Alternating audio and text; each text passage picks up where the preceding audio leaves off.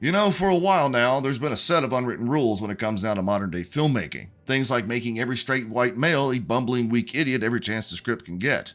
Things like taking pre-established source material and injecting modern day bullshit into it, destroying the very essence of what made the source material popular in the first place. Or how about my personal favorite, the girl boss? A character of the exclusively female variety that's all-powerful, all-knowing, and all morally good with next to no development, growth, or failure to suggest how she got there in the first place. I wonder how good films like that are doing so far this year. You get what you fucking deserve! Anyways, when I walked into my local cinema to check out Ballerina last night, I was fully expecting yet another girl boss, yet another women are awesome because we say they're awesome piece of social messaging. And what do you know? I was pleasantly surprised. I can't believe I'm saying this in the year 2025, but Ballerina actually had a smart, strong, and beautiful female protagonist that wasn't perfect. She wasn't all-powerful. She wasn't all-knowing. And truth be told, the film was actually pretty damn good too. Ballerina. Let's talk about it. Say what again? Say what again? Say what again? Say what again? I'm actually pretty excited to talk about this film, Toller team, so I'm just going to get this done quick, fast, and in a hurry. Do as you always do, help me out by liking the video to help with exposure, and if you're new around here, consider subscribing if you like what you hear and want to continue watching me make a fool of myself. As always, comment moderation is turned off, so if you've already seen Ballerina, let me know your thoughts in the comments down below. This is an open discussion, but just remember, attack the opinion, not the person. Let's jump right into this. Spoiler free, of course. Whoa, whoa. Here I come. Oh, here I come. Oh.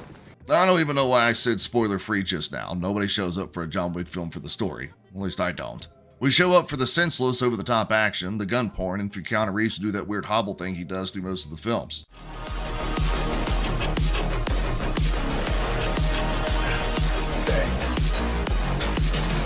Well, this time around, we're not following along with everyone's favorite bro dude. We're following along with Eve Makaro, a ballerina dancer turned Russian super assassin called the Kikimara, and portrayed by Ana de Armas. See, Eve's mother and father were murdered in cold blood when she was a young girl, and with no family to turn to, Winston decides to put her in the care of the Ruska Roma and their director, Morticia Addams, from the Addams family. Oh, I'll be fine. I'm just like any modern woman, trying to have it all. A loving husband, a family. Hell-bent on getting revenge against her parents' killers, the moment Eve becomes of age and starts taking contracts on behalf of the family, she also begins gathering information on the killers themselves, leading to a final altercation in a village very reminiscent of Hot Fuzz. And I have the good grace to know which is which. Oh, fuck off, grasshopper. With the village under siege and its occupants failing to apprehend Eve during her revenge mission, a familiar face is sent in to try and bring her to justice. John Wick himself. That's it. That's the plot of Ballerina. That's simple as all hell.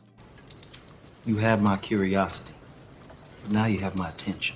The thing that shocked me the most about Ballerina is what I was talking about before. Eve is not your typical girl boss. Not in the slightest, actually, and Ballerina throws that directly at you in the opening 15 minutes of the film during a training montage. She's getting punched in the face by men twice her size, slung around like a children's toy into walls, mats, and even other people. She's constantly failing shooting drills, not checking her corners, and being generally unaware of her surroundings. We also get to see her doing this ballerina twisty doodah thing. I don't know what the hell the dance is called. But she's repetitively falling on her ass, and later on reveals that she's messing up so badly, her toes are bloody and mangled. Simply put, Eve is not perfect. She will never be perfect, and the following line, which came from her martial arts instructor, sums up the film's approach to female assassins pretty damn well. You will always be weaker, always smaller, and will always have a disadvantage. Improvise, adapt, cheat. What is this I hear? Women aren't as strong and physically imposing as men? My God, I can hear the blue-haired land manatees screaming from here. But in all sincerity, it was a sight for sore eyes, watching Eve get outright dominated in hand-to-hand fighting against her male opponents, which resulted in her using her surroundings, improvising with weapons like kitchen knives, ice picks, frying pans, and at one point, a pair of fucking ice skates just to even the odds. Yes, ma'am, that's why, the action. That's why I paid the price of admission. I'm gonna come. I will say, though, if you're a guy, you're going to be spending most of the film saying, Oh, reina, mommy! Daddy button! There are so many kicks to the nuts. Jesus Christ. And grenades. Grenades. This chick loves grenades. This isn't done until they're dead.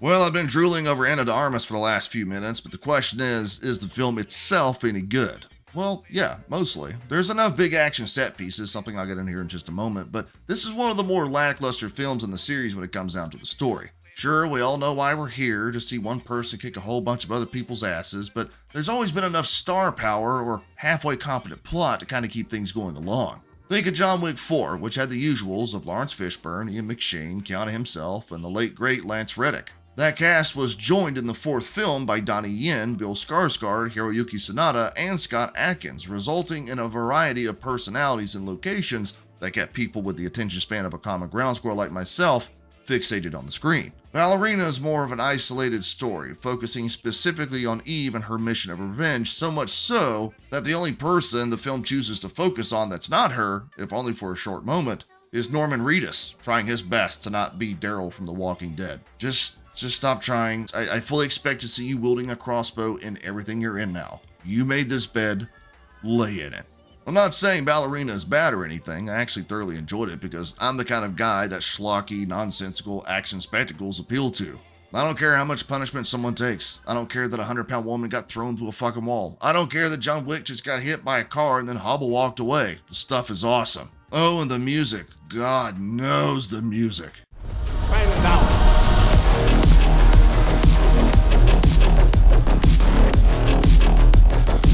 The fight scenes themselves are pretty good too. Granted, there's some scenes where you can tell people are getting ready for Ana to do her thing and they just conveniently fall into the right place at the right time, but it's nothing too off-putting. You'd have to be really looking for it. I'd also say this is one of the more graphically violent films in the series, pushing the limits of its R rating through the use of explosives, environmental kills, and a pretty sick flamethrower fight. Yeah, this thing can get pretty gory at times, using a mixture of practical effects and CGI that isn't too noticeable, but it's still there. There's also quite a few beautiful moments of cinematography, including an overhead angled fight in the middle of the street, and plenty of scenes that press the chaos of gunfights and explosions up against a snowy mountainside.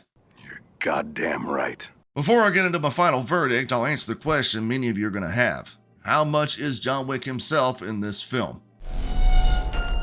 The one they call the Baba Yaga.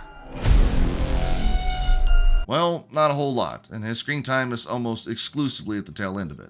I will say this though, his appearance is used well. It isn't cheap, it isn't some ploy to get asses in seats. It actually makes sense with the story that they're telling, and we get two pretty damn good scenes with him in it. One against Eve herself, and another in a close quarter battle against the occupants of the village. Come on!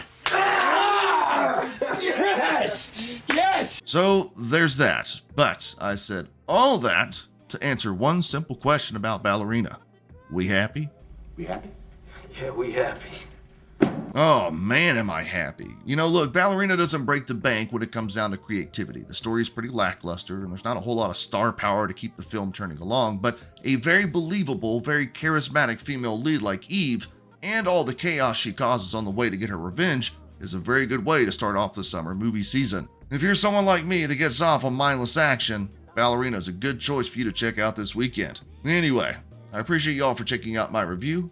I'll talk to y'all later.